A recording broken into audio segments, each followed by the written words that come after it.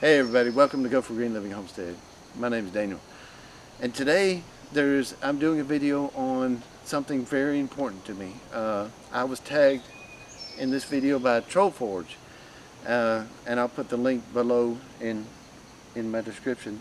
And it's 10 reasons I want to homestead. I feel something building up inside me. I must prepare, I must get ready. Serving you, Yahweh, keeps me strong and steady. For you, Lord, I'll go for green living.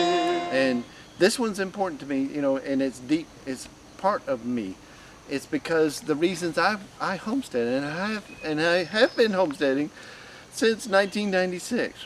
I know that's a long time to be attempting to homestead and not there yet, but you know, it's all about progression. It's all about learning, and YouTube has made me grow leaps and bounds. But anyway, the first reason is that back in Georgia, I was building houses. A little brief story back, building houses, doing quite well. I had several houses that I lived in and several vehicles, so I was doing quite well. But I had been reading the Bible and doing some searching, and I did not like who I was. I wanted to be more of what the Bible talks about, more of a follower. I didn't like who I was. So that's reason one. I didn't want to be that person living in the city, living off Rome, you know, living off that. I wanted to be, you know, show some hope. So, you know, that's what I did. Do something different. My first reason is that I wanted to be more of what the Father would want me to be. So that's my first reason. I closed my book. The book is awesome, y'all. Having a book, I fill it up. I fill up these little things, and they're going to be something one day, because I write all my ideas down and all that kind of stuff. But I have this, and I have like pages and pages of notes here of what I want to say in this. The second reason is pollution. Now, we all know the earth is polluted, and it's getting more polluted by the day. You know, they're trying to work on it, but it's polluted. And being out here in the country, rural country, it's less. It lowers my amount of pollution that I get. So it helps me there. And now that I have Anna and Krista, it definitely is 100%. I want to keep them away from that pollution. All right.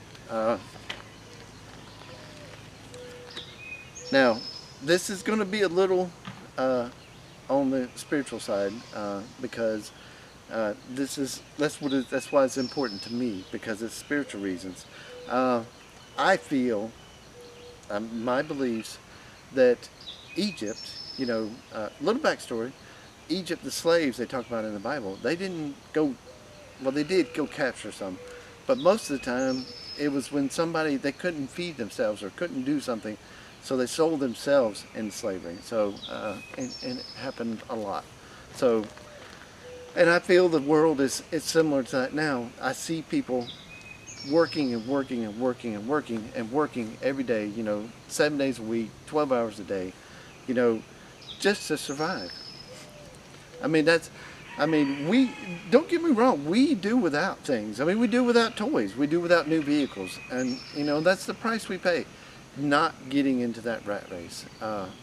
So I feel that it's just a form of slavery, is to go to work, you know, work your butt off. I mean, there's different levels of slavery, but there's I mean, even the Israelites, when they were in the desert, they were like, we used to get filet mignon. So there was there was benefits to being in Egypt. You know, they had everything they wanted. So they used to get wine and filet mignon, and when they were out in the desert, they were like, oh, we saw you do those miracles, but you know, we used to get this back there. So, you know, I know they shouldn't have been complaining. I mean, they just did the miracles, and you know. But I feel we slip right back into it, right back into slavery. To, I mean, the way uh, you have to, you have to step back and look at it. Okay, uh, I could go to work and work and work and work and work, and I'm still no better off than I am right now. So I think it's, uh, not slavery. No, that's the only way I can put it. It's just no slavery to the system. Uh, okay, and I think that was three. Number four is that I'm not dependent on anybody. We still go to the grocery store and we still buy, staples and different things, things we can't create here. We try to stay away from GMO foods, and that's number five, but staying away from GMO foods, but we are not dependent. And we actually spend a year totally off grid, off everything, internet and everything, and just provided for ourselves. Just to know that we could do it. It was hard work, hardest work I ever done, and but it can be done. All right, number five, no GMOs. GMOs are only good in America. They're illegal everywhere else in the world. All right, I value life more. Number six, I value life more. I value my time. Even though I go out in the middle of the day and the aquaponics be down and I have to go in 120-degree temperatures and fix the aquaponics, I don't mind, because it's part of of being independent, and it's just a value. I value life more because of it. I'm in direct contact with my food. I'm in direct contact with my fate. There you go. More in touch with nature. In Georgia, when I lived in Georgia, we couldn't even see the stars. There was so many lights out there, we couldn't even see the stars. And now you go out here and the sky is just filled with stars. I mean, I didn't know that Jupiter, in Georgia I would have never known this. Jupiter is sitting in the womb of Virgo. I mean, okay, there you go. But I wouldn't have known that had I been in Georgia and had not been able to see the stars. All right. Freedom. Absolute freedom. I mean, that is a big one. Number seven, freedom. That explains itself. I mean, I have freedom to do what I need to do to take care of my family. I mean, they have laws. I'm not talking about breaking laws or anything. What I'm saying is that I have freedom to go out and plant my garden, to grow my food, to feed it to my family, healthy. All right, now, number eight. I think number eight.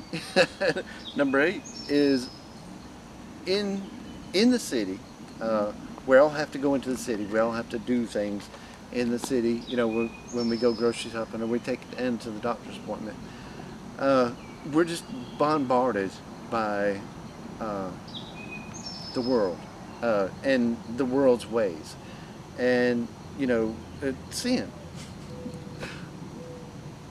Homesteading helps us keep a cleaner mind, and helps us to keep our minds more on the Father, and pray without ceasing. I'd like to see you do that in the world with all the distractions and mini skirts and whatever, so here when I'm working, I can pray without ceasing all day long, keep my mind on the Father. Number 9, peace. Listen, the birds, a whippoorwill off in the background. That's it. That's all you hear. I can breathe in, breathe out. Peace. That's enough said about that. Number 10. As y'all can probably tell, I've always been a rebel. I've always been a rebel. I've always, everybody says the rebels are ones that drives fast cars and picks up all the women. No, there's millions of them. The rebels are the ones that make a stand and say, look, I don't like what you're doing to me. I want to do better. I want to do better for myself. I want to try it on my own. So, always being a rebel, that is taking a stand. There you go. You know my heart now. You know why I homestead. I mean, that doesn't speak of Anna, making sure that she doesn't get these nasty GMOs or whatever they're trying to, inject in her.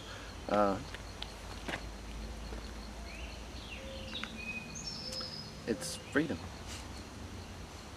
Freedom at your own hands control. You can control all that. All right, guys, I love you, and now you know reasons why I love you. Ani Ove Ocha means I love you.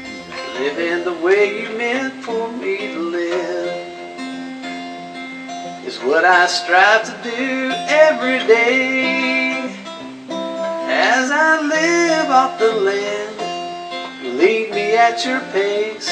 For you, Lord, I'll go for great living. Help me to feed all the hungry. Use me, Lord, to ease their misery. From all this worldly pain and captivity, for you, Lord, I'll go for great living. I feel something building up inside me. I must prepare, I must get ready. Serving you, Yahweh, keeps me strong and steady. For you, Lord, I'll go for great living. For you, Lord, I'll go for great living.